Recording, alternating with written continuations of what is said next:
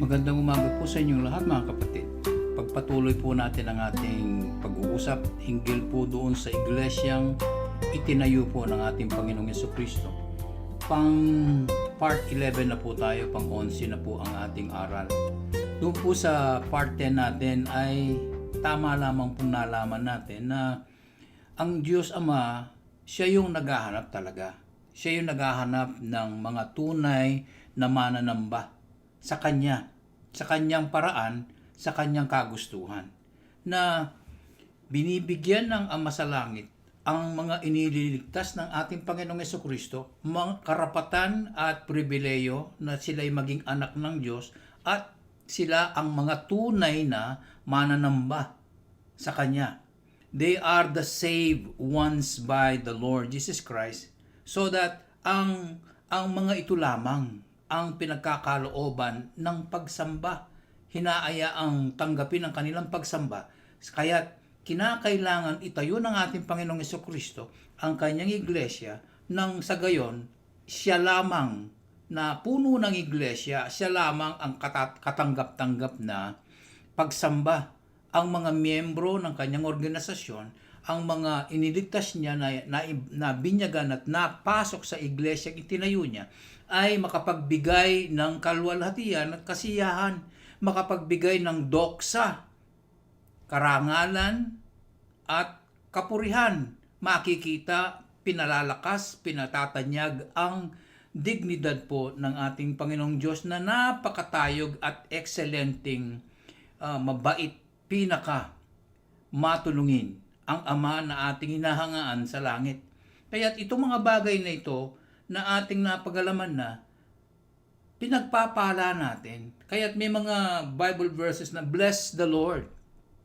Paano mo siya pagpapalain kung hindi mo naman alam ang kanyang mga katangian, ang kanyang karakter, ang kanyang dignidad? Baka na ka lumapit kaya, king pagsamba, na yung ating pagkaalam sa Kanya, yun ang ating inahandog dahil ang ating mga sarili sa Kanyang harapan, we are offering ourselves. Ito yung ating act of worship sa Diyos Ama sa langit. Mga kapatid, napagalaman din natin na ang Diyos lamang ang siyang humahanap. Siya ay talagang humahanap ng tunay na mananamba. Kaya kung hindi dahil kay Kristo, hindi siya makakakita ng tunay na mananamba. Kasi gusto niya ang kanyang paraan. Kaya't ang anak ng ating Ama sa Langit, ang ating Panginoong Jesucristo, kilala niya ang kanyang Ama, kilala din niya ang kalooban ng kanyang Ama. Kaya't minamabuti na ang kanilang plano ay talagang magkaroon ng katuparan. Nang sa gayon, ang mga inililigtas ng ating Panginoong Jesucristo ay nabibinyagan at naipapasok sa iglesyang kanyang itinayo upang magbigay ng katanggap-tanggap na pagsamba.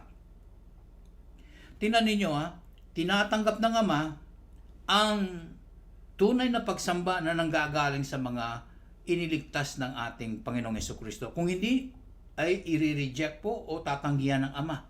Kaya yung wala sa iglesia po ng ating Panginoong Jesucristo, talagang masasabi po natin hindi po tinatanggap ng Diyos Ama ang kanilang pagsamba. Kaya bago natin simulan ang ating pag-uusap, nais kong sabihin sa inyo, talagang hinahanapan ng Ama ang mga miyembro sa iglesia ng ating Panginoong Jesucristo na kanyang tinayo ang isang mabuting pagsamba sa Kanya. Yon ang kanyang delight, yung kanyang kasiyahan na ating pinag-aaralan, na ating dagdagan pa dito sa ating paksa. Let us move forward now to part 11 po ng ating pag-uusap hinggil sa topic natin, The Church Christ Built. Basahin po muli natin ang ating paksa, ang ating teksto. John chapter 4, beginning 23, verse 23 and 24. Ito na nga ang oras at sinasabi, ito na rin nangyayari na ang mga tunay na mananamba ay sasambahin ang Ama sa Langit sa Espiritu at sa katotohanan. Dahil ang Ama sa Langit ay tunay na naghahanap ng mga ganitong pagsamba sa Kanya. Maselan po ang Ama. God is a spirit. Ang Diyos ay espiritu. At sila na sumasamba sa Kanya, kailangan sambahin siyang sa espiritu at sa katotohanan. Mga kapatid, the hour cometh and now is when the true worshipers shall worship the Father in spirit and in truth. For the Father seeketh such to worship Him. God is a spirit, and they that worship Him must worship Him in spirit and in truth. We shall be going deeper in our study, mga kapatid. Laliman po natin ang ating pag-uusap, ang ating pagsasanay. Kasi itong verse na ito ay isa sa mga napakaraming interpretasyon. Isa sa mga pinagkakamalan ang mga kahulugan na sinasabi ng ating Panginoong Diyos dito, Panginoong Jesucristo. Kaya marapatin po natin, bear with me, talagang marami po tayong bubuksan na mga ideas na sinasabi po ng banal na kasulatan. Nung huli po, mga kapatid, na sinasabi natin, ang mga iniligtas lamang, pinag-aralan po natin ito, ng ating Panginoong Jesucristo, sila po ang qualified na mag-render worship sa Ama.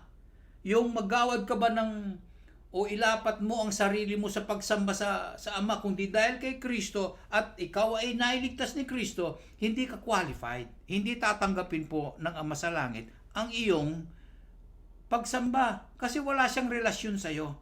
Nabubuksan po ang relasyon sa pamamagitan ng ating Panginoong Jesucristo na ikaw ay iniligtas niya. Dito nagkakaroon tayo ng relasyon sa Ama sa langit. Tinatawag po natin siyang Ama at tinatawag niya tayong anak. Kaya pag-uusap pong ganito, yung bang qualification na ating tinanggap sa pamamagitan ng ating Panginoong Jesucristo ay makapagsamba tayo.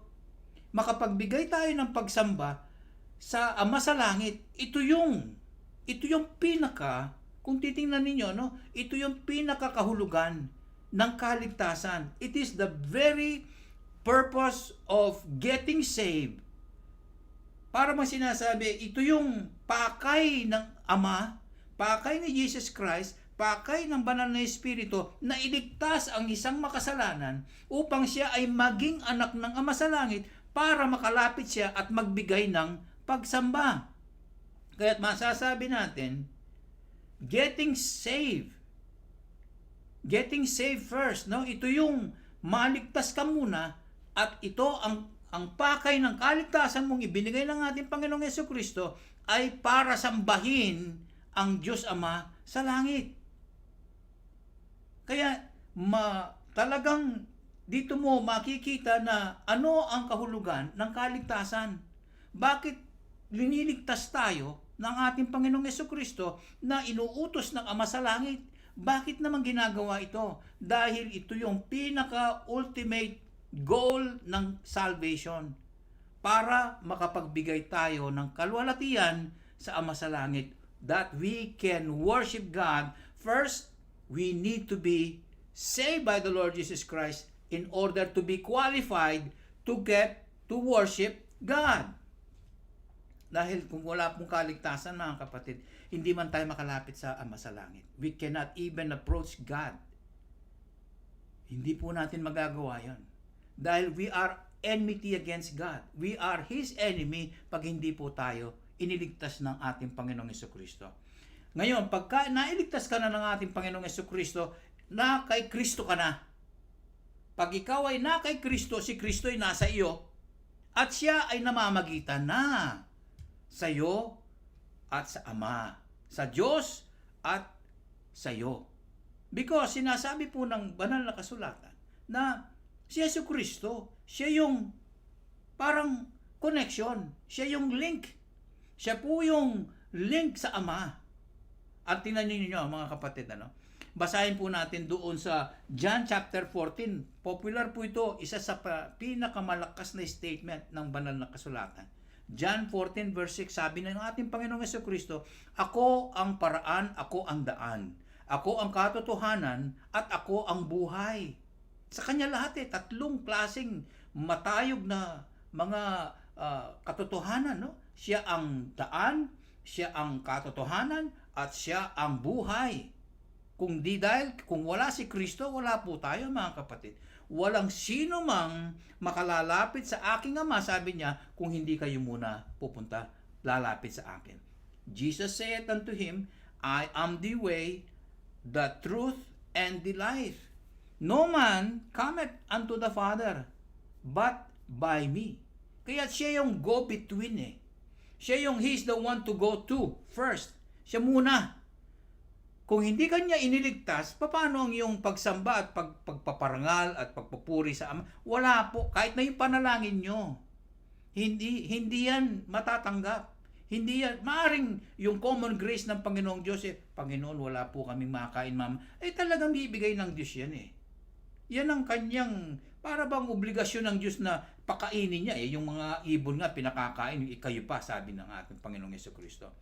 Siya ang namamagitan ngayon sa kabutihan ng Diyos, at siya ang dahilan dahil tayo naging anak ng Diyos, ng Ama sa Langit, dahil siya ang mediator. Mga kapatid, ito ang ating pag-uusap hinggil sa isang tumatayo sa gitna po ng in between sa Ama sa Langit, sa Diyos at sa atin. Kundi dahil po kay Kristo, hindi man tayo magkaabutan ng kamay sa langit. Ano sinasabi po ng banal na kasulatan? Na sinabi po ng ating kapatid na Apostol Pablo doon sa unang Timoteo, kabanatang 2, talatang 5. 1 Timothy chapter 2 verse 5. Ganito po yung babasahin ko sa outline ko. For there is one God, na mayroong iisang Diyos, Ama sa langit, ang Panginoong Jesucristo, Panginoong Banal na Espiritu. There is one God and one tagapamagitan, one mediator between God and man.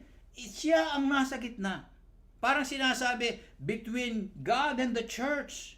Siya yung nasa gitna. Because of Jesus Christ, men are able to come towards God.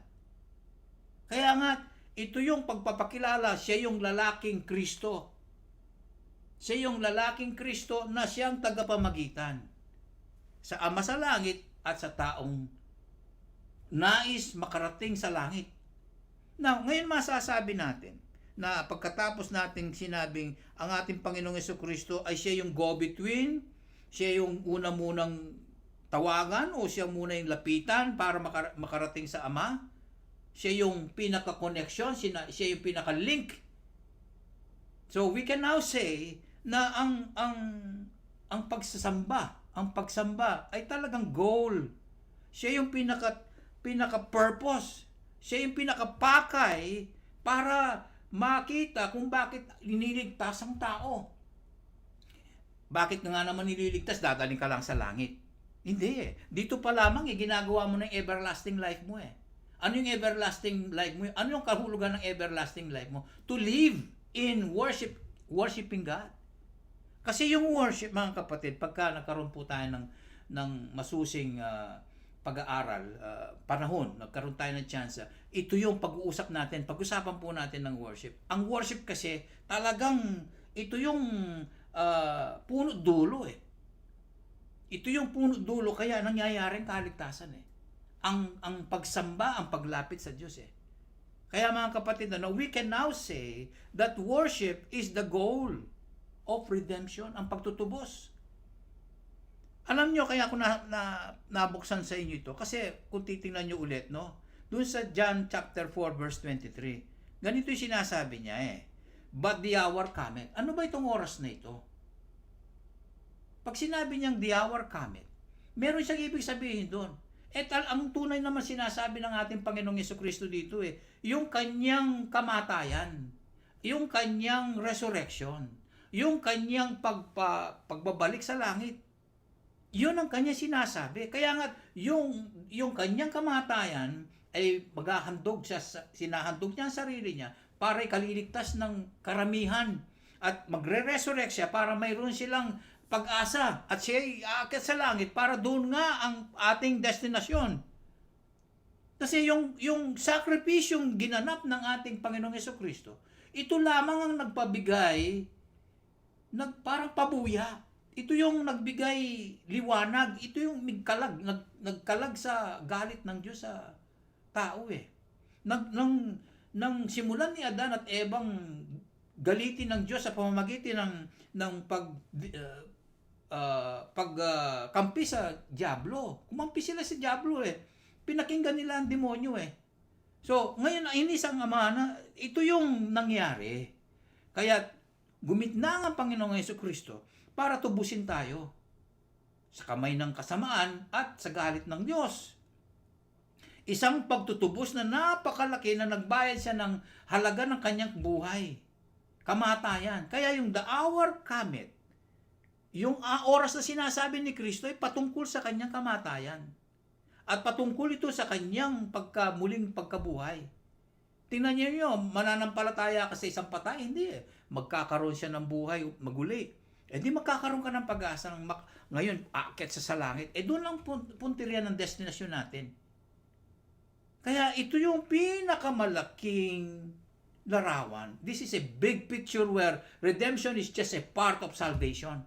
Ito yung talagang the whole picture na sinasabi ng banal na kasulatan, sabi nga ng karamihan ng mga matitinong sumasaliksik sa banal na kasulatan.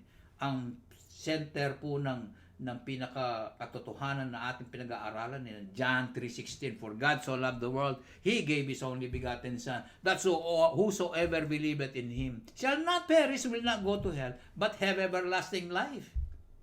Tingnan nyo mga kapatid, Kasi ang kaligtasan, kung titingnan niyo talaga, it makes worship. Ito yung gumagawa ng pagsamba. Bakit tayo nandiyan sa linggo? Bakit 6 na araw tayo'y busy sa ating sarili. Pagkatapos darating ang linggo Parang sinasummarize natin yung ginawa nating Monday to Saturday at pagdating sa linggo yan ang ating inahandog. Mga kapatid, because salvation is very much it matters to God. Sabi ko nga, if salvation matters to God, now worship matters to God. Kung ang salvation ay siyang pangunang plano nila dahil ang kanyang pakay ay magkaroon siya ng kasiyahan sa ginawa niya, ano naman ang mali doon? Wala. Wala kang makikitang kamalian kasi doon ang kaligayahan at kasiyahan. Doon niya nakikita yung ginawa ng ang Panginoong Diyos sa atin Salvation makes true worship by our Lord Jesus Christ. Kaya nga makikita ninyo doon lang. Pagka iniligtas ka ng Panginoong Jesucristo identified ka kagad, sinasabi ng John 4:23 you should worship Him in spirit and in truth. Di ba? Sabi po. But the hour cometh when the true worshipers shall worship the Father in spirit and in truth. Talaga naman doon pa lang ina-identify na ng banal na kasulatan na ang mga tunay na mananamba. Sapagka sinabi niyang true worshipers, may mga false. Maraming mga false, konting mga true. Mga totoo, mga tunay, mga sincero, mga kapatid. They are identified because of their salvation. Huwag kang magsabi na ikaw ay sincere, ikaw ay mabait, ikaw ay talagang matulungin. Hindi ka papansinin kung wala si Kristo na nagligtas sa'yo. Mga kapatid, ganito po ang dating ng katotohanan. Binabrand ka na ng Ama sa Langit. Binabrand ka na ni Jesus Christ na ikaw ay true worshiper because you were saved already. You are a child of God. Now, a relationship is open to you to worship Him, to give Him glory, to give Him parang delight. Kaya nga mapapansin mo bakit dinidiman ng Panginoong Diyos ito Bakit niya inuutos na talagang sapilitan Wala kang choice. Kasi nasisiyahan siya bakit ang sarili mo indulgensa, parang indulge, pinagbibigyan mo ang sarili mo, bakit? Nasisiyahan ka Bibili ka ba ng bulok na sapatos? Hindi. Bibili ka ng magandang, mamahaling sapatos. Pipili ka ba ng pangit? Pipili ka ng maganda. Kahit na pangit ka, pipili ka ng maganda sa iyo Hindi ka pipili ng mas pangit pa sa iyo. Nga umarap ka sa salamin Ano sinasabi natin? Kasanting nga lalaki kanina nung lalaki. Kasanting nga babae ka. Kaganda. Hindi mo sasabihin, ang pangit ko. ang pangit ko. I'm too ugly. Hindi ganun eh. Mga kapatid, kaya tayo iniligtas ng Diyos Ama sa pamamagitan ng ating Panginoong Jesucristo. Ang purpose niya is to give Him glory, to somebody would tell Him. Kaya worship is demanded by the Father. And worship is the most important in the life of a believer. Ito, ngayon, sinasabi ko sa inyo sa ating pag-aaral, kung ito ay sapilitan at inuutos na sapilitan ng ating Ama sa Langit, na siya ay sambahin, dinidiman niya ito sa atin, dahil nga ngayon, ang pagsamba ay siya yung pinaka-importante, pinaka-mahalaga sa buhay ng isang mananampalataya. Ito pa, ano sabi? The Father demanded something. If you're going to worship me now that you are saved, you must worship me in spirit and in truth. Hindi niya sinabing, ikaw, bahala ka na. Bahala ka na kung anong gusto mong gawin. Kung anong piliin mo, okay na sa akin yun, tatanggapin ko. Hindi naman ganun sinabi ng Diyos eh. Kailangan at dapat mo akong lapitan na may pagsamba sa Espiritu at sa katotohanan. Kaya inilagay na kagad eh. Inilahat na kagad yung ground of acceptance ng Ama eh. Kung paano niya tatanggapin ang iyong pagsamba. Kaya wag ka kapatid.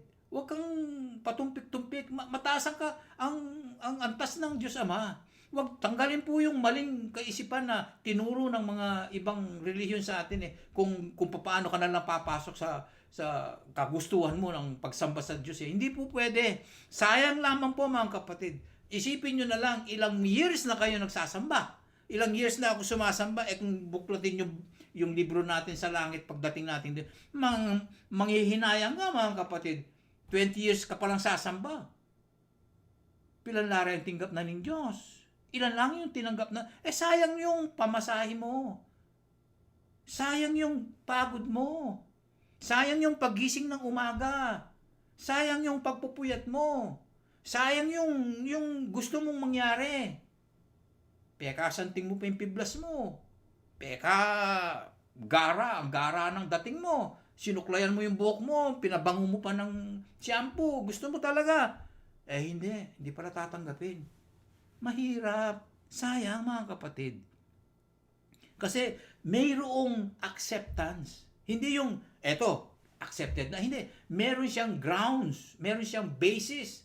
Ang Diyos ay naglagay ng dalawang basis. Ng basis niya, you must worship me or Him in spirit and in truth, mga kapatid. Ano ba ang pag-aaral na ito?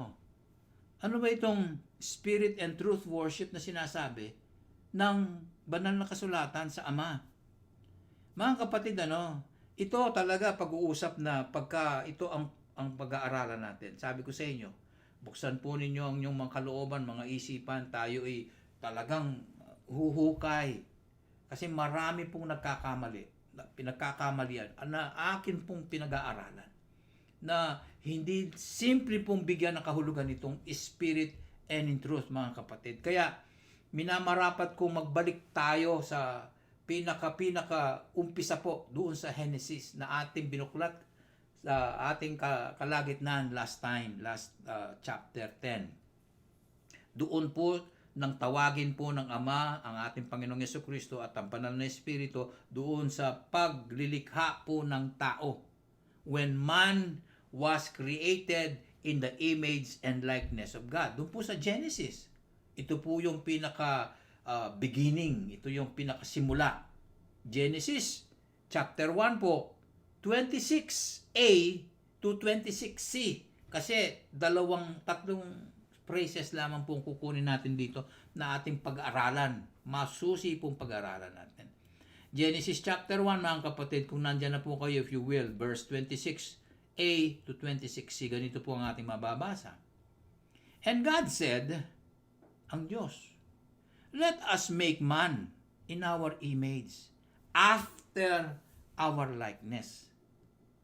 At Ang sabi ng Diyos sa presensya ng iba, ang anak at ang banal na Espiritu, gawin natin ngayon. Ang tao, ayon sa ating larawan at ayon sa ating hawig o wangis. Kapansin-pansin mga kapatid, ang tawag ng Ama sa kanyang anak at sa banal na Espiritu, pagkatapos malikha ang lahat ng nasa mundo. Tinapos muna. Tinapos na ang kalawakan, tinapos na ang lahat, tinapos nilikha na ang tubig, nilikha na ang mga puno, mga halaman, nilikha na lahat.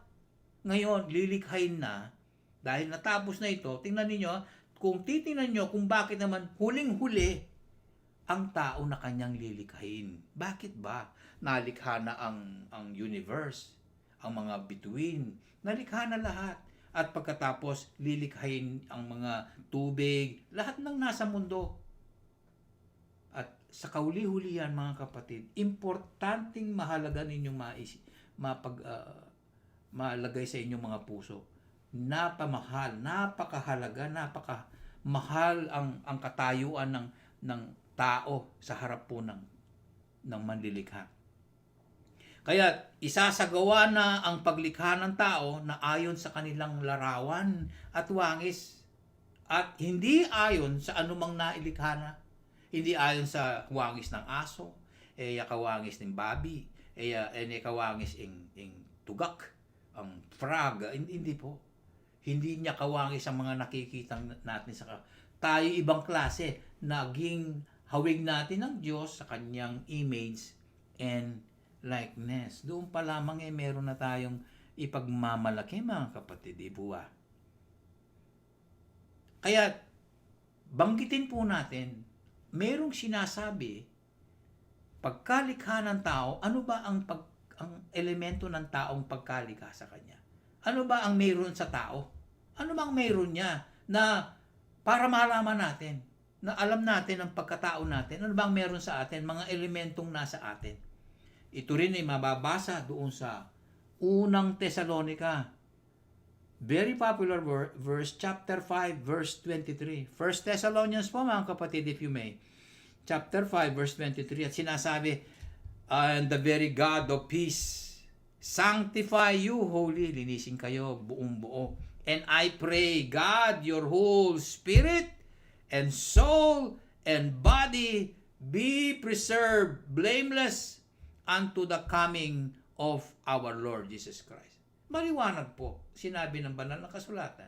In-identify po ang mga tatlong elemento na bumubuo sa pagkatao ng tao. Narito na una ang espiritu, hindi po hinulito Inuna ang espiritu, may dahilan Kung kayo ay mga nananaliksik at mga estudyante, mga mag-aaral tayong lahat, ay papansinin natin kung bakit inuna ang espiritu. Pagkatapos, ikalawa ay ang kaluluwa, ang soul. At ang ikatlo ay ang katawan na material. Dalawang hindi mo nahahawakan, isang katawan na nahahawakan, material. At ang sabi, mismo ang Diyos ng kapayapaan ay linisin kayo, sanctify, pabanalin kayo, ihiwalay kayo, may purpose kayo. Ihiwalay niya kayo, saan? Sa masama. Dito pa lamang ay mayroon ng kahulugan. Ang John 4:23 na sambahin ng Diyos sa Espiritu sa katotohanan natin pinag-uusapan. Napansin po dito na nagkakaroon na ng kahulugan. Pakonti-konti mga kapatid, binibigyan natin kahulugan yung sinabi ng ating Panginoong Jesucristo, nabanggit din ng Ama na sinasabi, hinahanapan ng Ama ang ganitong pagsamba. Sambahin nyo na siya sa pamamagitan ng Espiritu at sa katotohanan. Dahil kayo'y tunay na mananamba, sabi. Kaya dito pa lamang sa 1 Thessalonians chapter 5 verse 23, nabanggit po yung Espiritu dito. Dito natin sinisimulan din, binibigyan din natin ng karagdagan ng ating kaalaman tungkol sa Espiritu at sa katotohanan ng klaseng pagsamba. Dito mapapansin mga kapatid, sabi niya, ang paglilinis daw ng Diyos.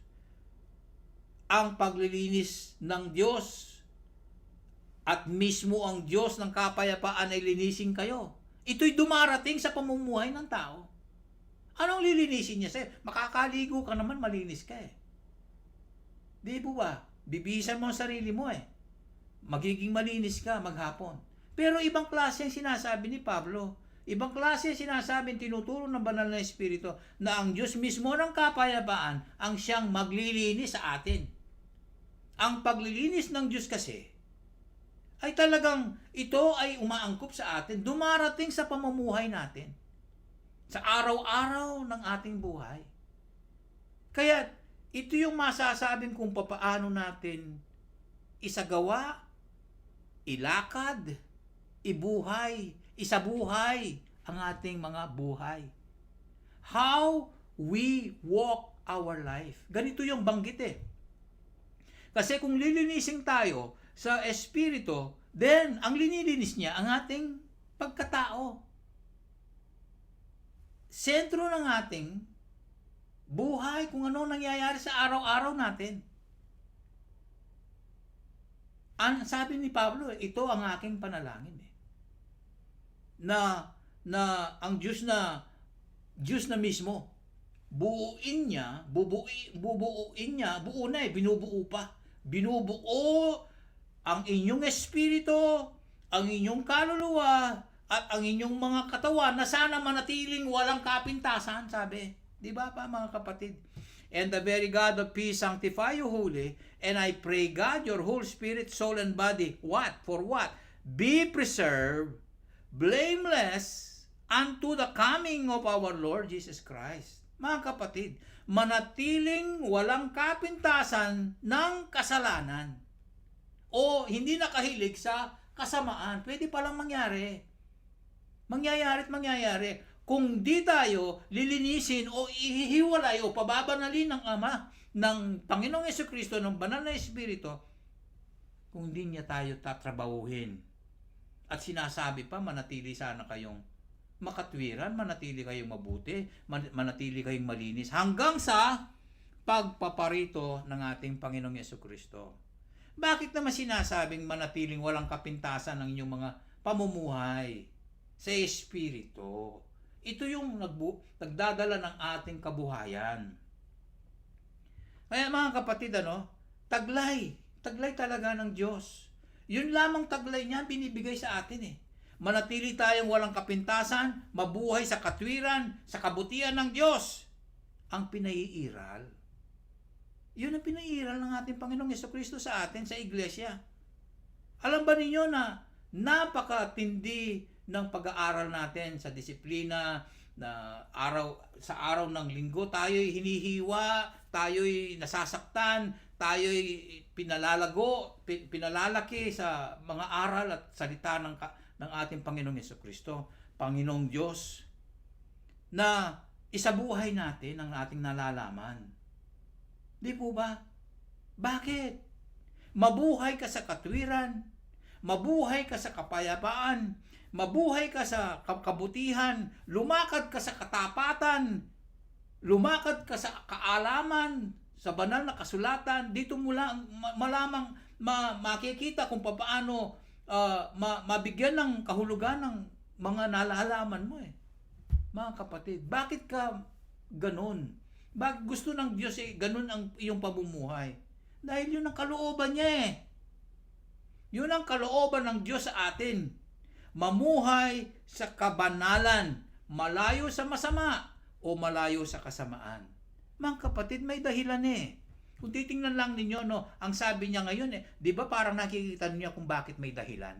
Because He wants you to come up to Him, to worship Him. And in how? Papaano? To worship Him in spirit, na ating pinag-aaralan ngayon, na mabuhay ka sa katwiran, na mabuhay ka sa kapayapaan, na mabuhay ka sa kabutihan, ayon sa mga aral ni Kristo, ayon sa natanggap natin kay Kristo, yun ang ating pamumuhay. Isinasabuhay natin, mga kapatid. Kaya linalayo tayo ng Diyos sa hindi tamang pamumuhay. Ay, neka panagkas. Ay, talagang mahilig yan. Ay, doon pa sa talagang Ibang klase. Sabi niya, Kristiyano siya. Pero ang kanyang pamumuhay hindi ugma. Tapos sasamba siya. Anong dala niya? Espiritu? Hindi po. Masamang espiritu. Masamang klaseng pamumuhay. Hindi po tama. Mga kapatid, alam ko nakikita ninyo na kung papaano ang ibig sabihin ng John 4:23. Na tunay kayong mananamba at sambahin nyo ang Ama sa langit sa Espiritu. Sa Espiritu pa lamang po tayo at sa katotohanan. Para bang sinasabi ng 1 Thessalonians 5:23, inilalayo ka, pinababanal ka, sinasanctify ka ng Diyos. Dahil nga, kung hindi ka isasanctify, pagdating mo ng linggo, ano ka? Anong dala mo? Yun lamang sinabi na mayroon kang hindi pagkakaunawaan sa iyong kapatid. Iwanan mo ang dala mo, ayusin mo. Ay, buhay yun. Yun ang tamang klaseng spiritual life. Kaya ang kapatid, worship. Doon pa lamang na sinabing, pabanalin kayo. Ihiwalay kayo sama-sama. Dahil for the purpose of worship. Kasi, balikan natin ang pagsamba ay tunay na paghahandog. Meron kang hinahandog, meron kang dala na binibigay mo sa Diyos It is giving God. Anong ibibigay mo? Anong pagkakaloob mo? Abay, hindi magugulat ang Diyos kung may dala kang pera, bibigay mo sa Kanya? Hindi. Ay, hindi magugulat ang Diyos may sing-sing ka tingko sing-sing mo? Hindi. Yung ganda ng itsura mo, hindi. Yung ganda ng suot mo, hindi po magugulat ang Diyos Hindi siya masisiyahan. Ano yung mag-fellowship ka lang ng konti, ganito pa? Hindi, mga kapatid. Hindi po uugma, hindi po tutumpak sa kagustuhan ng Espiritu, ng sinasabing worship in spirit and in truth, hindi po tatama. Mga kapatid, pag-aralan po natin pa. Tingnan natin ngayon, mga kapatid. Wala na yata akong oras, ito na lamang mga kapatid. Tingnan niyo si Cain at si Abel. Anong ginawa nila? They went to God. They both gave something to God. Di po ba? Sila pareho nagbigay ng mga bagay na para sa Diyos, sa kanilang pagsamba, sa kanilang pagbibigay ng karangalan, honor at pagpupuri. Pero may pagkakaiba. Si Cain, hindi tinanggap ang kanyang dala. Pero si Abel, tinanggap ang kanyang dala. Kung bakit naman nangyari ito?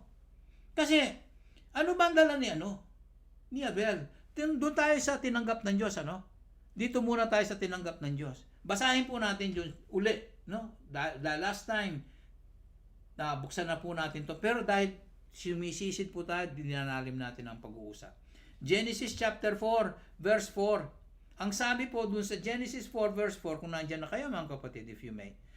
And Abel, malaki pong pag-uusap yun. And Abel, malaki po yun. He also brought of the firstling of his flock and of the fat thereof. Parang resulta na. Ang dala niya ay resulta ng kanyang Abel. Si Abel ay may nangyari at ito na ang resulta. And the Lord has respect unto Abel and to his offering. Last part 10 po At tinanggap at rinispeto ng Diyos si Abel pagkatapos tinanggap yung kanyang handog. Maliwanag dito na ang dala ni Abel, ito yung nagpapakilalang kung sino siya. Ito yung nagpapakilalang kung ano siya. Ano si Abel. Kung ano nga ang takbo ng kanyang pamumuhay. Di po ba? Pansinin niyo, And Abel tapos parang sinasabing ganito ang buhay ni Abel. Kaya ito ang nagpapakilalang kung ano ang kanyang buhay. Ano ang kanyang pag-uugali, ano ang kanyang mga gawa, ano ang kanyang karakter, ano ang kanyang pananampalataya. Siya ba'y naniniwala sa Diyos? Oo.